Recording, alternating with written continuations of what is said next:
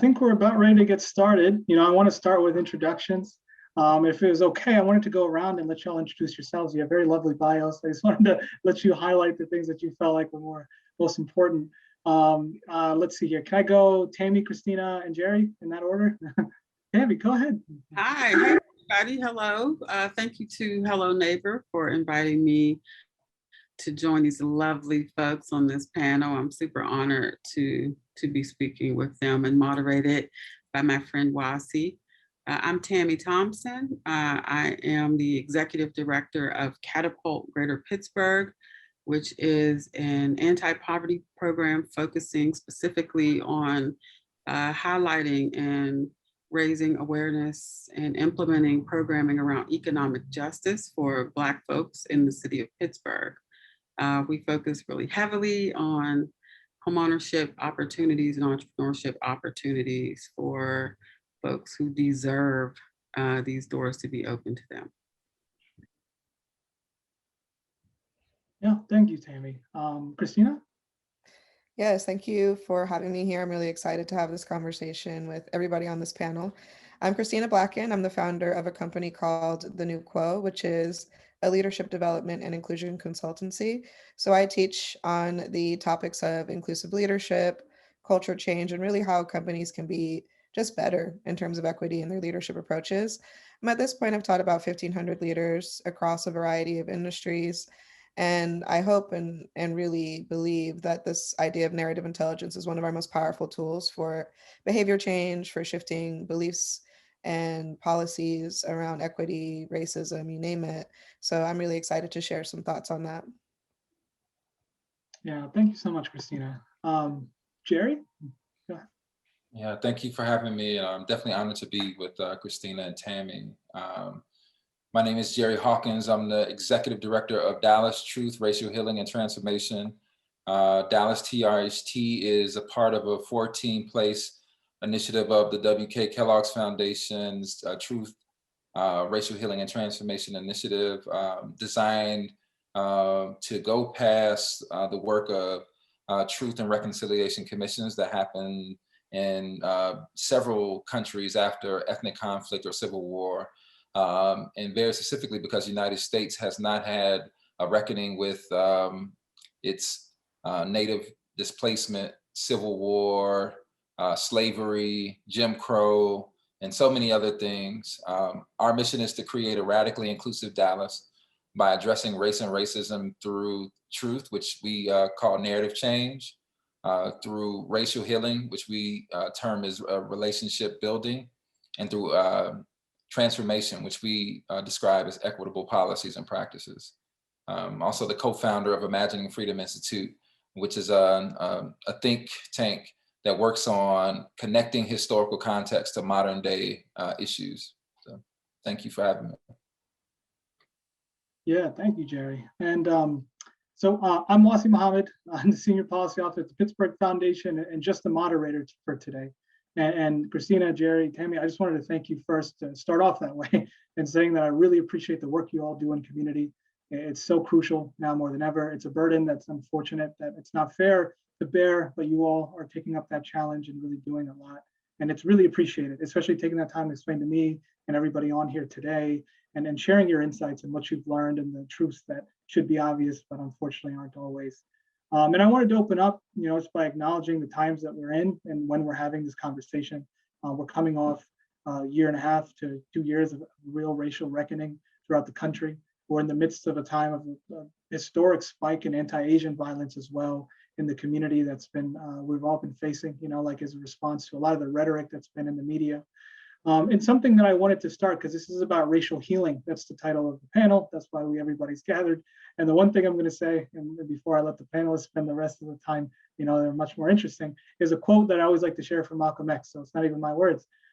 Is if you stick a knife in my back 9 inches and you pull it out 6 inches, that's not progress. If you pull it all the way out, that's not progress. Progress is healing the wound that the blow made. They haven't pulled the knife out. They won't even admit that it's there. To achieve healing, is the point I'm trying to make, and I think it's everybody made in their intros and through their work, is a recognition that before we get to talking about healing, can we first admit the harm that was caused? And then can we first, start there? And I think the first question, I wanted to throw it over to y'all to talk about is because we're going to talk about race in this panel, is to kind of differentiate the conversation around race and culture, right? And what the difference is. And I know, Tammy, that I believe you had some thoughts here, so maybe I'll start with you and we can go down the line. I'll be watching time, so like I'll go to the next question and as soon as we're ready to go. But yeah, please go ahead. Yeah, I appreciate your words about, acknowledgement. I feel like the lack of acknowledgement of pain that Black and brown people have felt in this country is one of our bigger challenges. There's of 10 comments that you might see around the issues and potential solutions, you'll get at least half of those 10 people not even acknowledging that we have a problem. So I agree that we do have to continue to have these very intentional forums where we have these discussions, and not everybody's ready for that conversation. And taking that conversation a step further, the difference between race and culture. And again, I don't purport myself to be an expert on race. I am an expert of being a Black woman because that's all I've ever been. So I am that expert.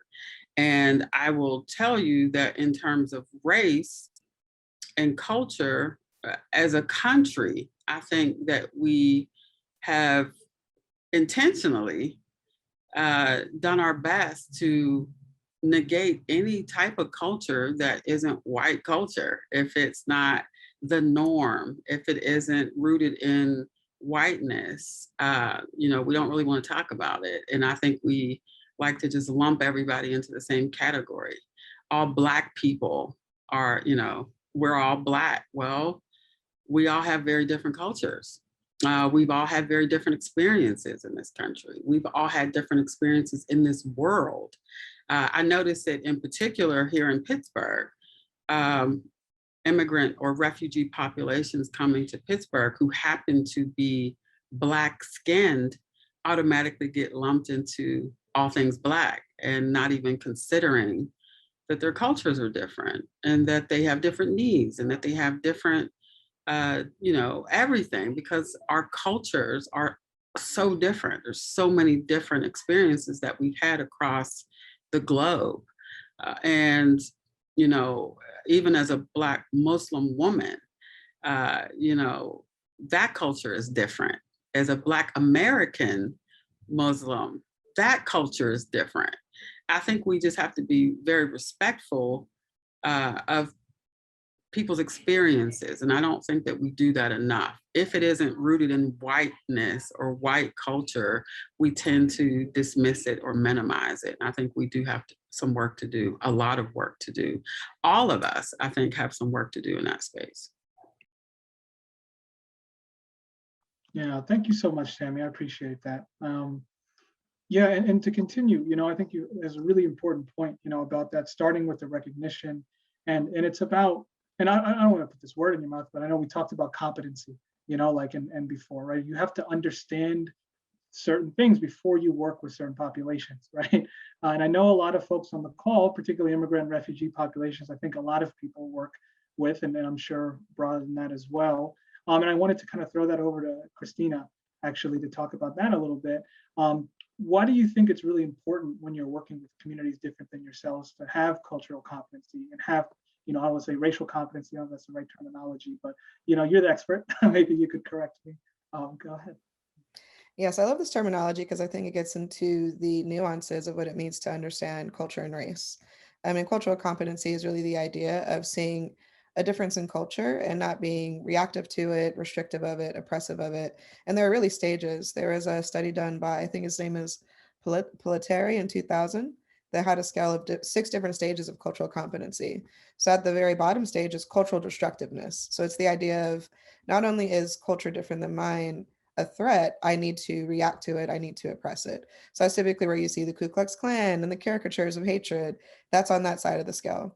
And then you sort of graduate from that side into various behaviors. So those behaviors could be a lack of acknowledgement. So it's color blindness. Well, I don't see race, I don't see cultures, we're all the same, which is problematic because it's erasure and it can create issues, all the way to cultural proficiency, which is the idea of not only do I embrace other cultures, I empower them, I support them, I don't make stereotyped assumptions about them.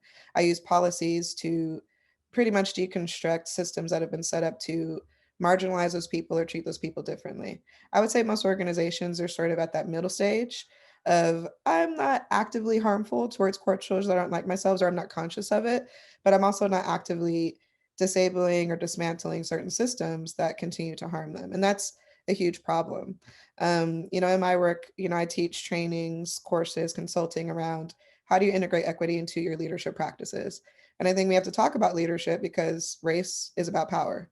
It's a power construct. It's a categorization of people based on their skin color. And really to understand that if you're working with immigrant populations or running, a nonprofit organization, is what I call the 3 A's, which is awareness, accountability, and action. So if you don't have awareness about history and how it's affected the present, you cannot be an advocate.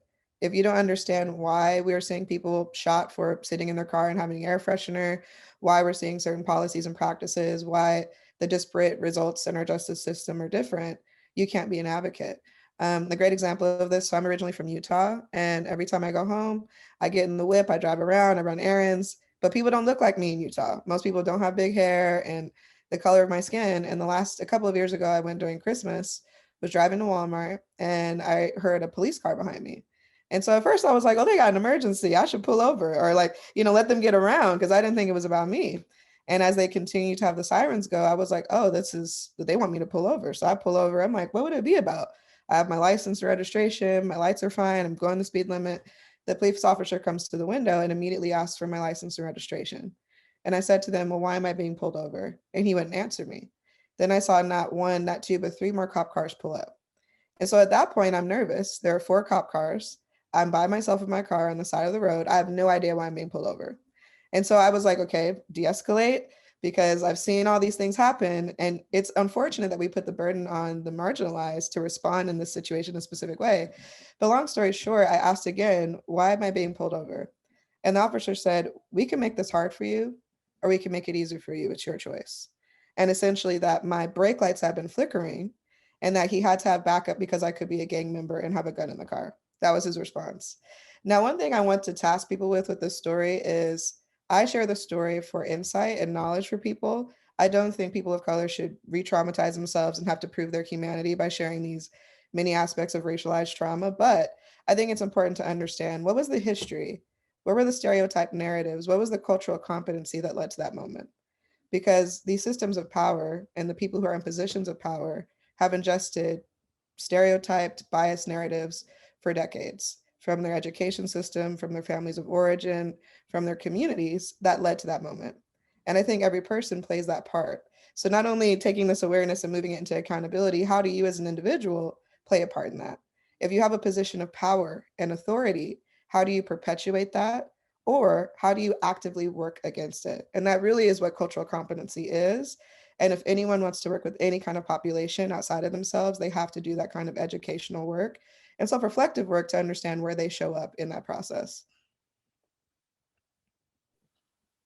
No, thank you so much for sharing that, Christina, and breaking it down so clearly, with the 3 A's and the different things that people can actually take away, that is really, really powerful. I appreciate that.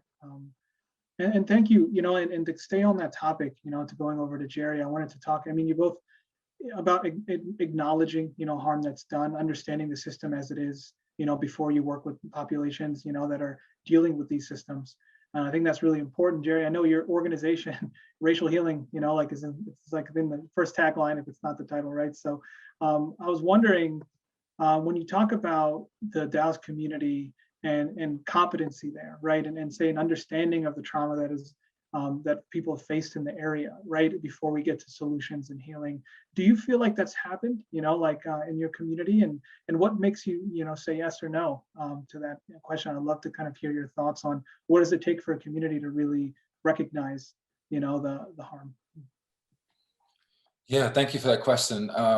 So has it happened? No, that's really easy to answer.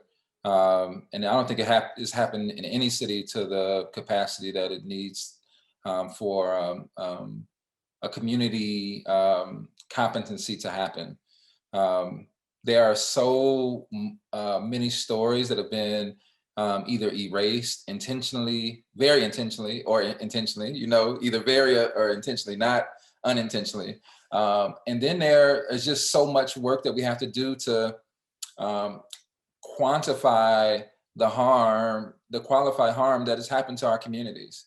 I'll give you an easy example. Dallas, as a city, doesn't have a marker to represent the Caddo Nation, the Wichita Nation, the Comanche Nation, which has existed in this land that I now sit on for at least 12,000 years, according to archaeologists, right?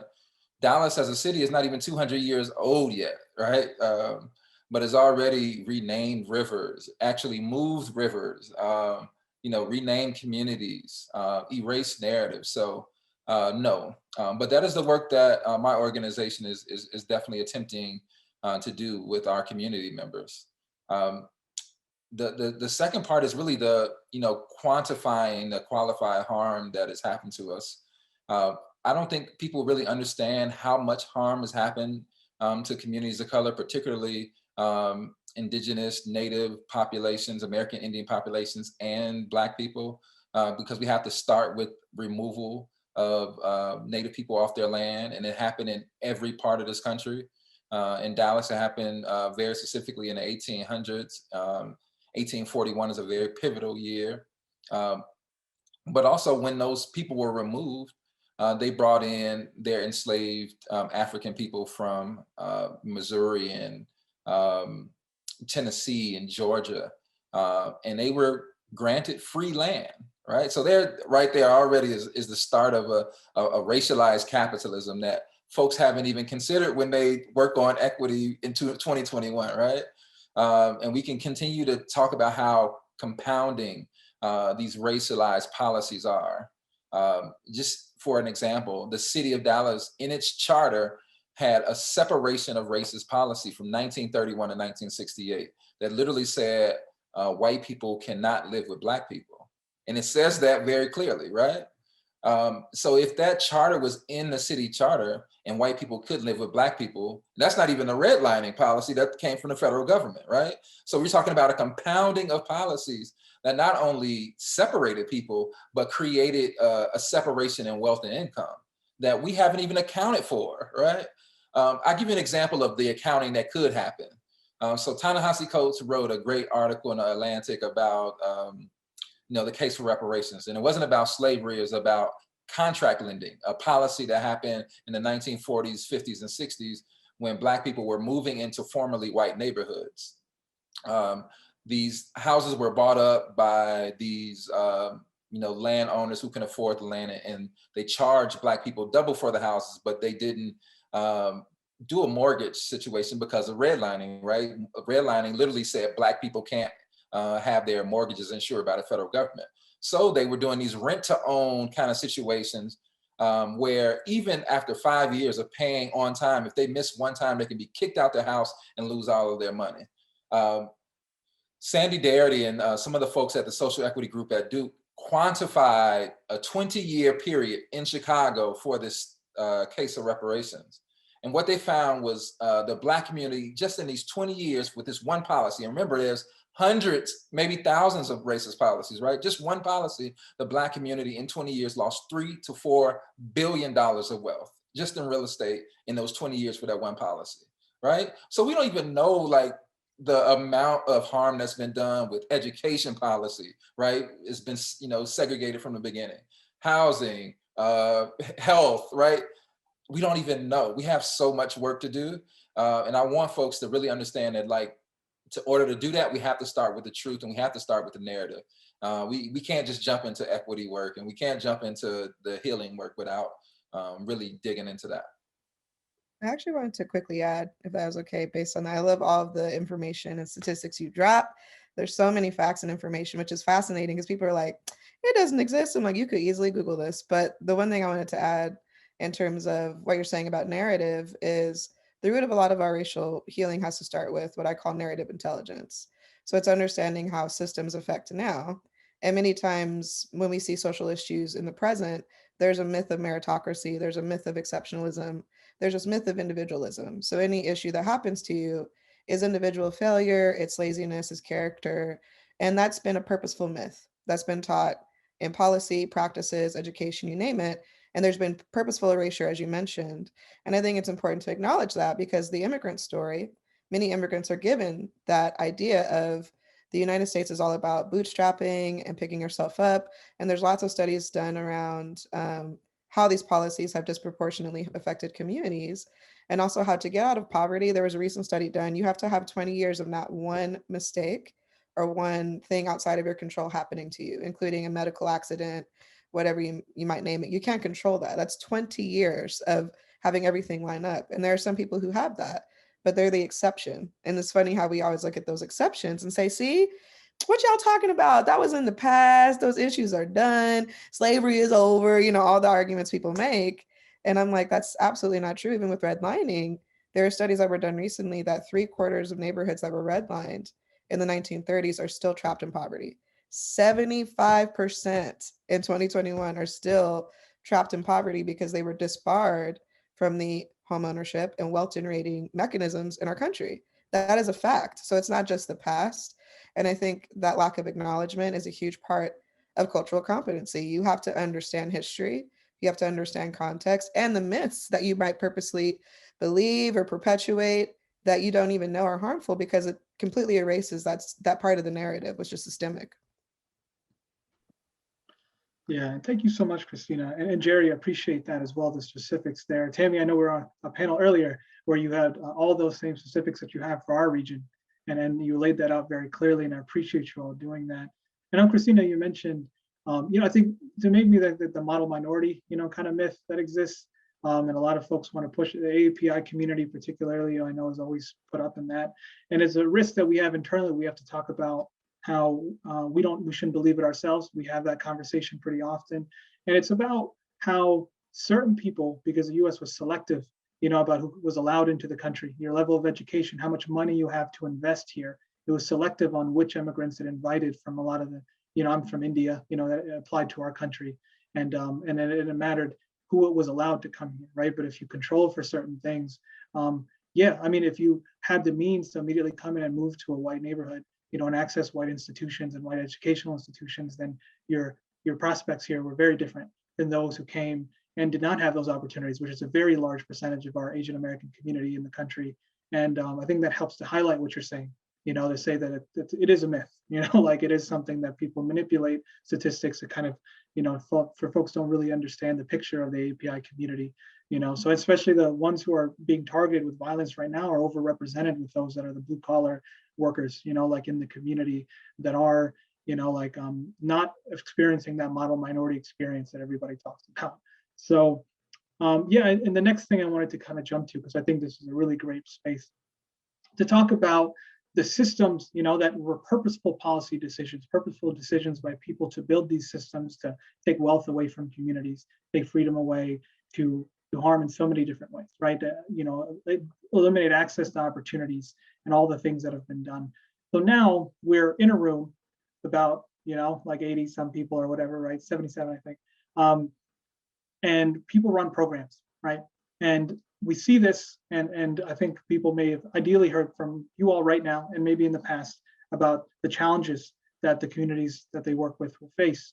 Then I wanted to kind of jump into this conversation that we had earlier about the white savior kind of mentality, and that can kind of creep up in this work, and how that kind of comes into play, and how do you avoid it, right? And I'll open this up. I mean, does anybody want to start and talk about that? Sure. I mean, sure. To be honest, our workplace in this country is always exclusionary, which mean that, a workplace created for very particularly white men in a kind of commerce and capitalized society meant that people were excluded from that. And we are now in a constant cycle of reforming that instead of transforming that. So to be honest, we have these norms that we are working under. As part of our work that we use, we talk about these dominant culture norms, and that white savior mentality falls under paternalism. I think Christina and Tammy and I talked about this a little earlier. But having these, preconceived notion of what people are and what they need, without asking them, without the context of the societal things that are happening, and very particularly what people themselves need, right? What are the identities that are forming, that are creating oppressive situations for people? And we talk a lot about poverty without talking about who created it. We talk a lot about housing without talking about the policies that created it, especially things like highways, which are very inherently racist. And we're seeing actual the federal government and Buttigieg now talking about how highways are created in a very racist way.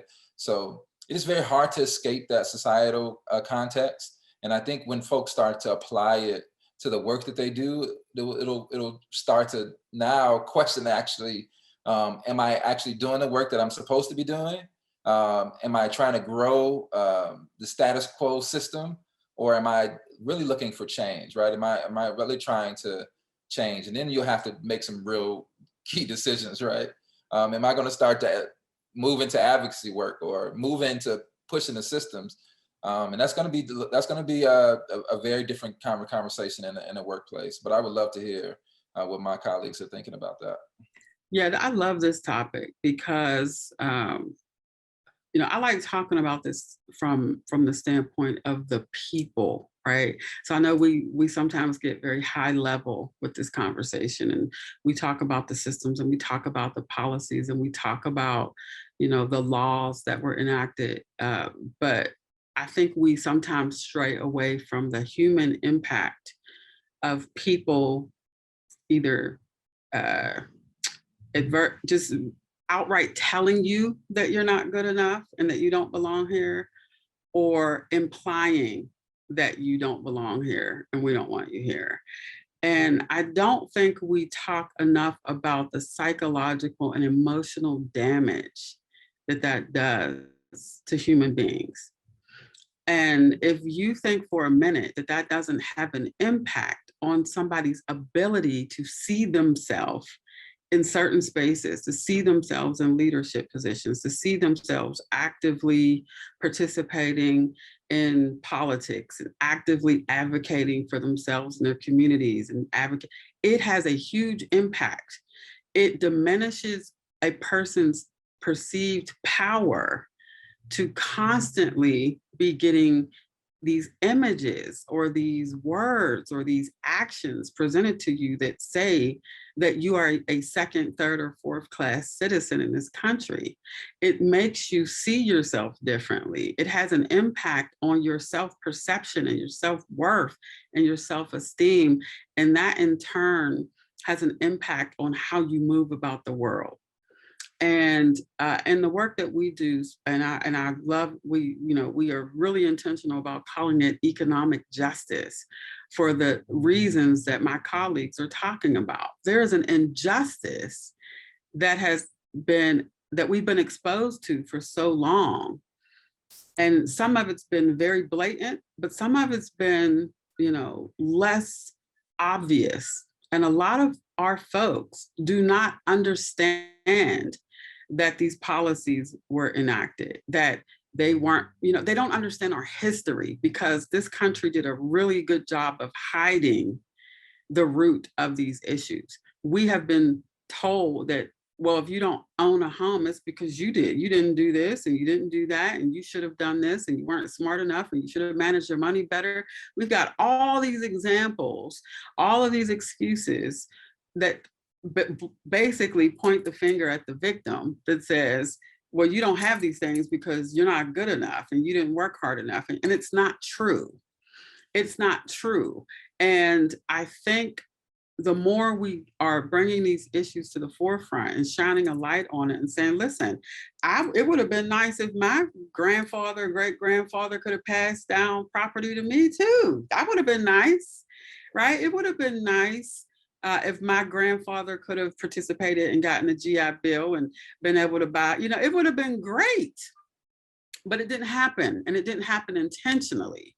And we cannot erase the fact that that happened and that it's having a lasting impact on our economic status as of today. And the window is closing.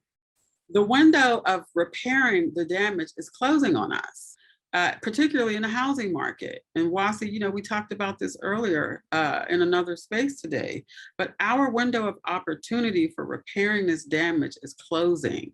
The economy is changing. The housing market is completely out of control. The ability to gain equity and market value in a lot of our neighborhoods is changing, and we're losing the opportunities that should have been granted to us, that we should have automatically been given generations ago. And I just think it's really, really important for folks who have this idea in their head that people would have that, well, I was able to buy a house, I was able to go to school, and I was able to do, okay, good for you. But we didn't all get the benefit of that legacy wealth and that legacy economy that we should have had access to. And we have to push back on that narrative. I love Christine.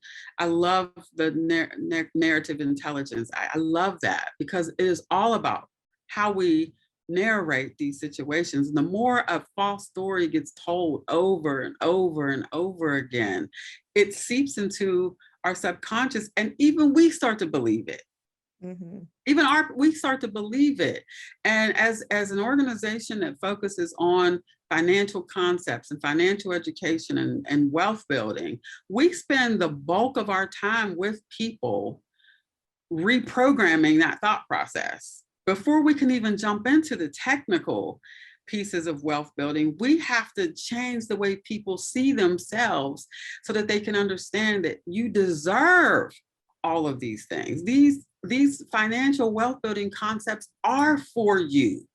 But when you have this history that has been chipping away at that and hiding things and erasing history and whitewashing history for so long, people have been taking that on, and it's coming out in a form of guilt and shame.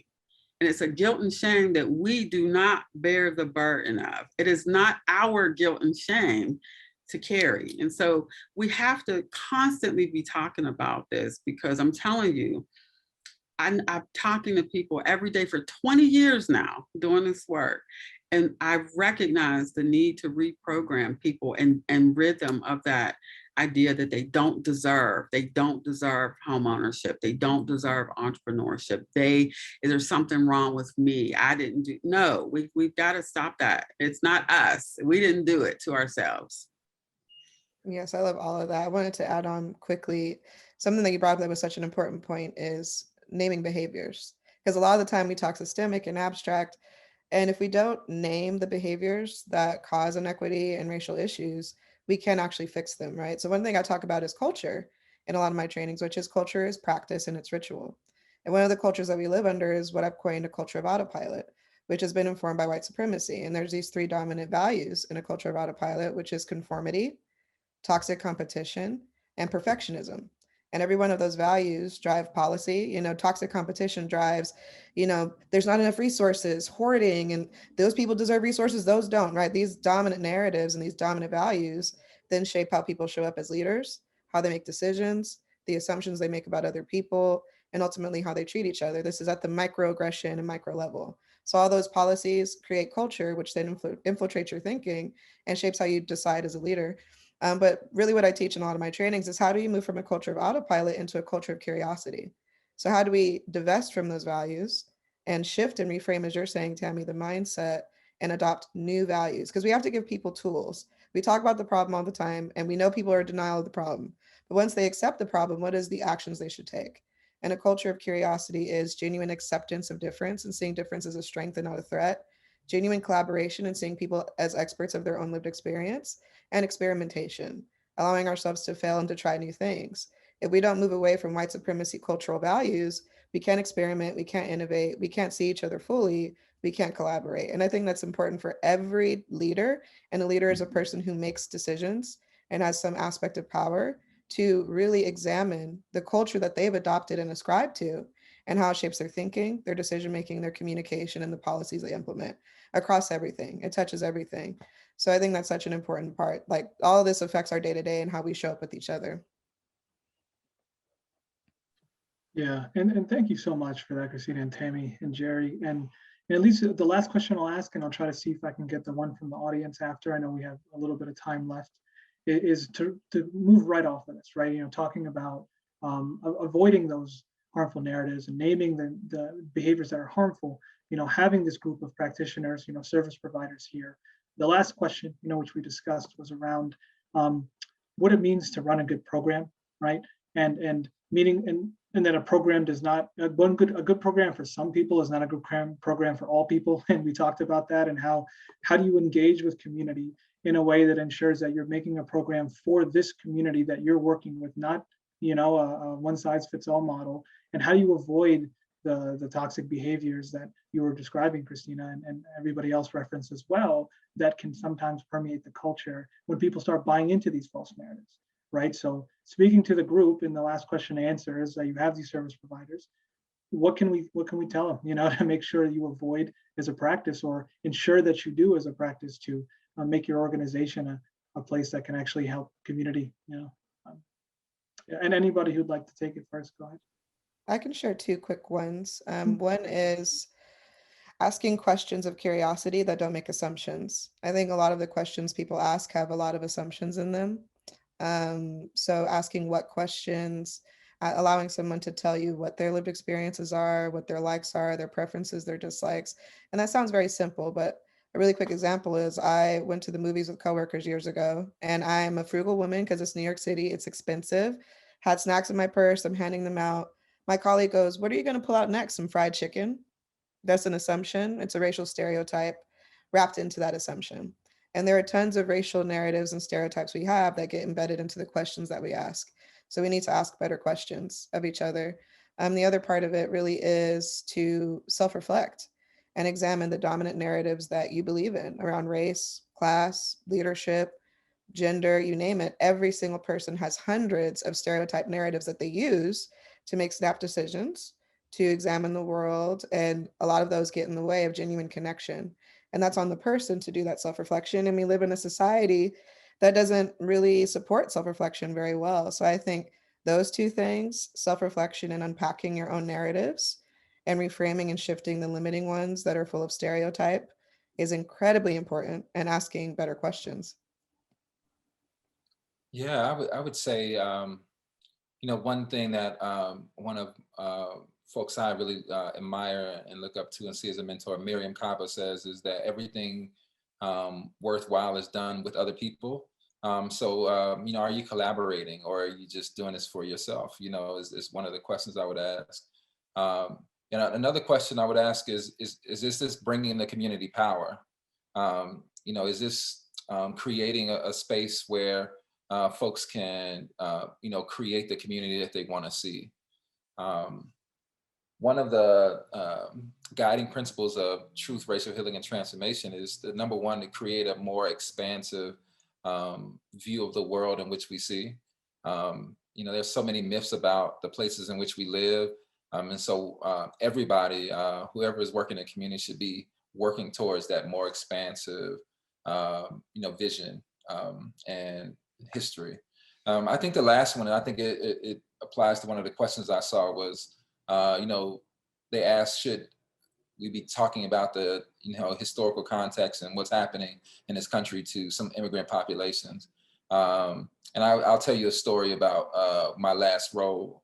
I was a Black man in charge of an early childhood collective impact collaborative for Latinx parents. Most of these parents were coming from Mexico and Central America. And the interesting thing about this role is that it also happened during the last administration's election. And so one of our elementary schools was pilfered with signs. And this is an elementary school that is bordering a white community and a Latinx community. Pilfered with signs saying, "Trump is here now, time for you to go back home," right? And these parents have probably been there longer than the other parents, to be honest with you, you know, but what we knew right then was that we had to, number one, fight for our community, right? So when people see you fighting for them, it's really important, right? They builds trust in the community, and also, shows that you'll sacrifice, some of your self for somebody else. The second is that they needed to learn the racial context in which they were living in now. It's very different, right? One thing that we know though, and this is something that is really important to say, is that they understand the global context of anti-Blackness.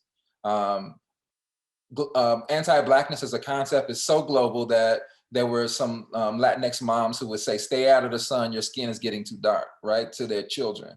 They understood that darker skin comes with lesser value and lesser privileges in this society already without being taught about racial equity, right? So that global context of anti-Blackness, we had to work on that and also mirror that with efforts to share how race works in the United States, which was very important for us to move towards some solidarity and some power building in our community. So I think those are really important. I just want to add really quickly, so this is a conversation that we had before. I think as a nonprofit leader, as a person who is responsible for what type of programming that we're bringing to these communities, we also have to check ourselves. Are we doing enough to make sure that our programming is culturally competent? I believe, I can't even tell you over the last 20 years or so how many different types of curriculum I've had to revamp to make it fit the demographic of people that I'm working with, right? I strongly believe, as a person who comes from very deep generational poverty and had major trauma around money and my relationship with money, I needed to hear things differently than somebody who's never been struggling in poverty and who's never had certain cultural understandings of finances. So you have to know your audience. You have to know who you're speaking with, and you have to be culturally sensitive and aware. So I know as a nonprofit leader that our programming is great for African-American communities, Black communities, Black and Brown, but I know that our program, we haven't done enough to think about the refugee population that we have here, or the immigrant population that we have here in Pittsburgh.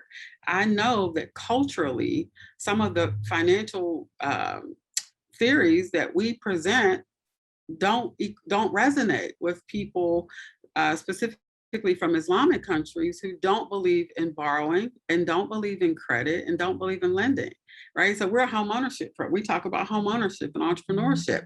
How do I present that information to people who don't believe in credit or borrowing money, right? That's something that we have to work on. We have to figure, it's not their responsibility to figure out how to fit within our framework.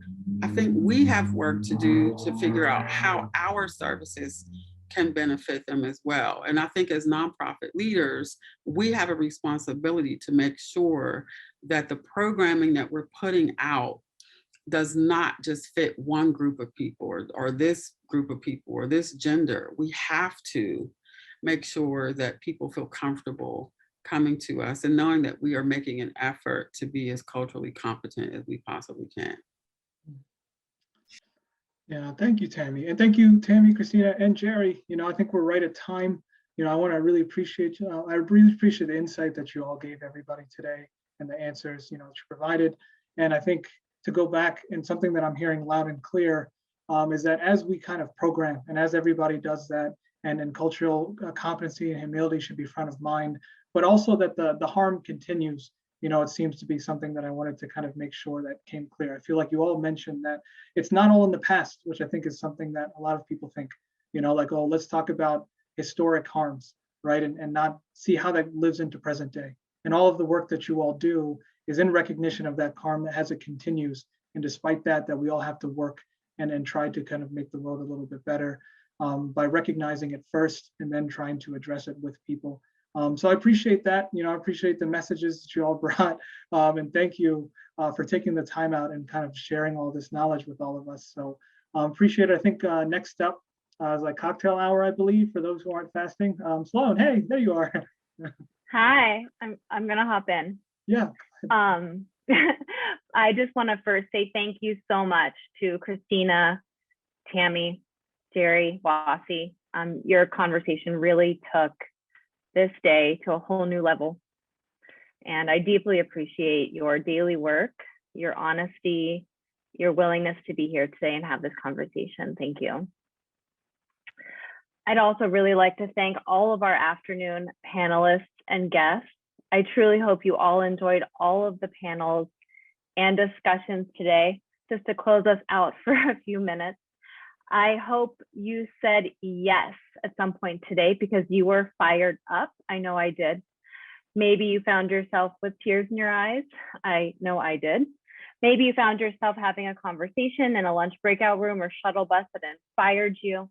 And last, I hope you're walking away ready to recommit to collaboration, social justice, reconciliation, and creating your own leadership path forward.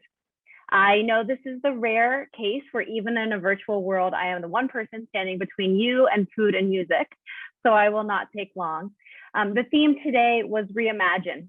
As I said this morning, this was not because we do not want to go back to normal or even the new normal. We know we have a lot of work to do better, to be better, and it starts with us.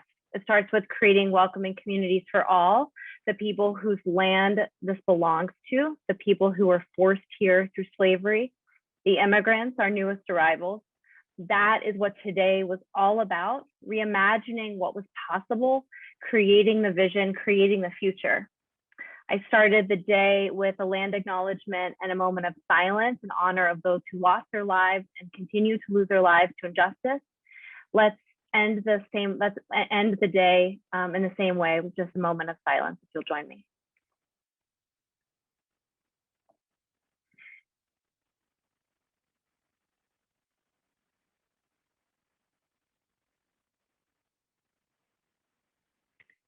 I'd like to give a very special thank you to all of our sponsors who did make today possible, for believing in the Hello Neighbor Network. You know, our first convening was a private event for our founding 8 members in the fall of 2019, and moving this virtual was still a major undertaking. And so for believing in us, I'd like to thank the University of Pittsburgh, Ford Institute for Human Security, First National Bank, the Walmart Foundation, Nugo, Scratch, USA for UNHCR, Visit Pittsburgh, the Good People Fund, the Posner Foundation, and the Harness Foundation.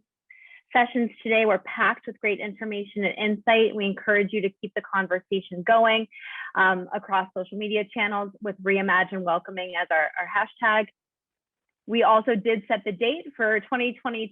So if you enjoyed the programming today, while we don't know exactly what it will entail, it will be on May 30th, 2022. More information on that to come. A quick note on tomorrow's Recharge Day. For anyone joining us, we'll start again at 9 a.m. with Yvette from Yoga Motif with a Yoga for Social Justice session. Today was really grounding and an incredible way to start the day. We thank her so much for giving us her practice.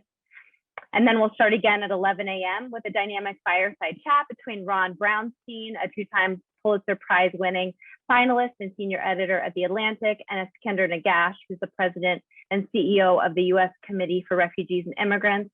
And we'll continue tomorrow and end a little earlier at 4 o'clock.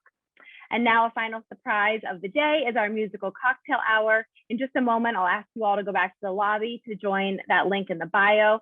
A little bit about Clarel before we get in there. A natural born vocalist, soul singer, and songwriter, Clarel nurtured his taste for melody in his home of Cameroon, where he grew up listening to music from his parents' record collection. After finishing his study in America, he relocated to Montreal, and R&B classics and Motown had earned him a reputation of being a captivating solo act. And he is such an amazing performer, covering the likes of Marvin Gaye, the Staple Singers. Listeners from all over the world continue to fall in love with his soulful, universe, and effortlessly elegant aesthetic. We really hope you enjoy this musical guest and closing out of the day. I'll see you in just a few moments over in that room. If you'll please join me in the lobby, and we'll see you there. Thank you again so much to everyone.